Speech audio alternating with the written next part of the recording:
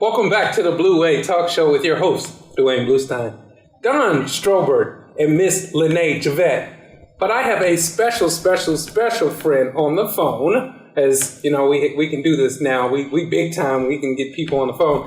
Miss Denise L. Cook as the Oracle. How are you? Good evening and hello. I am fine, and yourself, my darling? Oh, I am so blessed. So happy to have you on the phone. Listen, I have two lovely mogul young ladies in here that I really want to introduce you to. Don and LaNee are good friends of mine, but I kind of want them to know who you are and your background and how we kind of met, and so we can kind of go from there. Oh my goodness. How I met Mr. Duane Bluestein. Now you guys, anybody who knows me knows that I don't pay homage to many people because it's very difficult to impress me, right? Well, this man impressed me. I was invited to participate in the celebrity golf tournament, the James Mark Celebrity Golf Tournament. Originally, he had named it hip hop, and Duane had to advise him, no, my brother, you can't come up in here like that. But I had an opportunity to watch Duane Bluestein do his thing.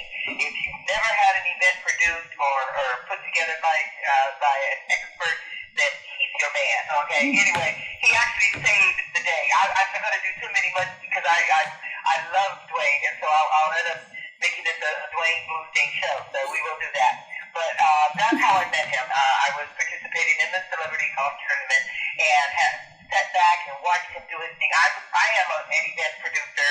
I'm a performing artist. I'm a teacher. I'm a spoken word artist. I'm an author. I'm a many things. And so I was able to watch an expert in a spirit that I really wanted to get involved with. And so we connected. We maintained our association and our professional association. And recently I get a call from Mr. Bluestein that he wanted me to get involved in a few projects. So that's why I'm here today. Now, to fill in the blanks, he wants you to know about my association. Yes, I have been to the Vice President's residence. Yes, I have been in the presence of the First Lady on several occasions. Yes, I was on the short list to be considered to be the poet to deliver the poem at the inauguration. It was me, the guy Richard who actually did it, Maya Angelou, and about 3 or 4 other people. We were on a short list. So that attests to, I guess, my skills as a writer because I was on the list. I didn't make it because they wanted a poem that totally involved everyone, all peoples, all nationalities, all races, and what have you. My poem was specifically about President called At the Wishing Well. Let's see, what else? I'm trying to fill it all in. I'm a UCLA graduate. I have a degree in dance from UCLA. I have a master's in fine arts. Then from there, I have a teaching credential from the Graduate School of Education at UCLA. I have a second master's from National University of Education. I was at one time a licensed certified movement therapist.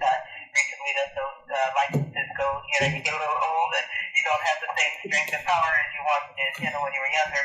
So I no longer do that, but I did that for, how old am I? I'm 56. Proud to say it. Proud. Last month. Oh, I'm so proud because I look good with this.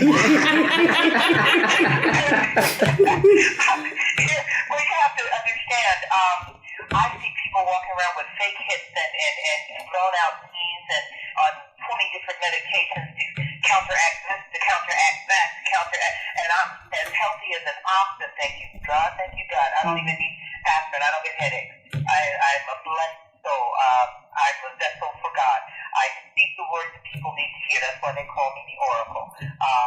It may not always be what a person wants to hear, but it's what they absolutely need to hear. And I can guarantee you that 9 out of 10 times, it's the positive aspect of the person that needs to hear what I have to say.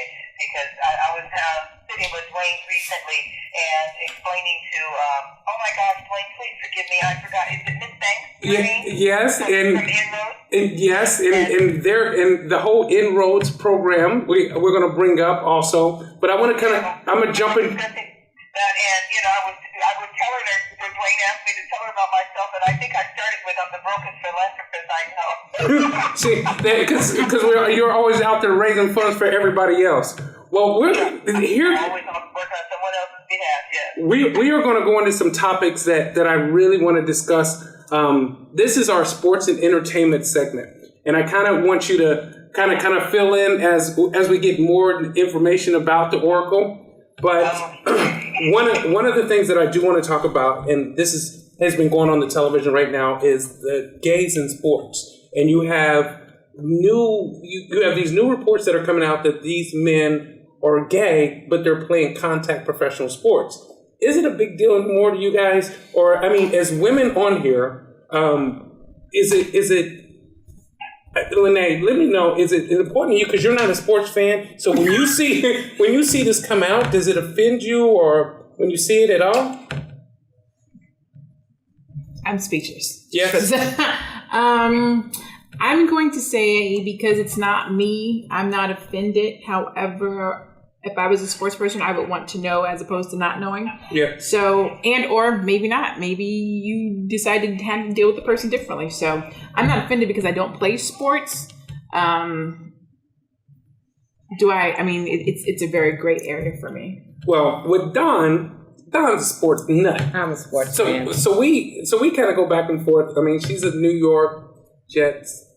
Jets. Yes. We'll get into that later. So, but for you, do you feel that having a contact sport like basketball and football, where gay men are coming out saying, you know, I'm gay and I want to be, will it destroy the sport, or will it open it up for others to say, I'm here? Will it taint the brand? I don't think so. I mean, men and women work together all the time now. I know that the contact may be a little bit different, but men and women come in contact with each other all the time. I don't really see it as an issue. In high school and college, I ran track, and so we showered, and I know that there were some team members that were lesbians. It was never an issue. No one said it, but everyone knew, and it doesn't mean that they were in love with me. But as far as females have basically said that they've come out long before men have done it. So as far as the females, I'm like, I get that because I've seen it. As far as a male, these are the first males to come out ever in the NCAA. I would guess that there are men knew were gay, but no one ever said anything. Correct, because there's a code there. Right, so no one ever said anything, but you knew. Yes. And so because they said it makes a difference? For me, it's one thing to think it, and it's another to know it. And I think men deal with homosexuality differently than women. Okay, for football, that's rough for me, because the NFL is a gladiator sport that you're amongst 53 other men all the time. Basketball, you got 12 guys, so it's a whole different kind of feel, and it's a whole different kind of setup. Does it bother me? No, it doesn't bother me. I just think that, the way that it's coming out now, it's going to be a free-for-all. So you're going to get so many people coming out, and it's going to be a rah-rah thing, and I want it to be more, you got game? Is your game nice? I believe that we will get to that point. Go ahead, Denise. I was going to say, I'm a professional dancer. Once a dancer, always a dancer. And to me, that's like a sport. I gotta tell you, folks, people have been gay since the first day of creation. If Adam and Eve were the only two people according to the Bible, okay, and they begat a couple of sons, where do those sons have, you see what I'm saying? So with incest, there's some stuff going on, right? Someone mentioned earlier, people just didn't talk about it. Right. Right. But they're being more vocal, they're being more honest with themselves. Can you imagine how much better they'll be able to play with that weight off of their shoulders? Well, I do agree with that and the openness, but the problem that I see is more of the good old boys are going to make it so difficult for these guys to really be accepted.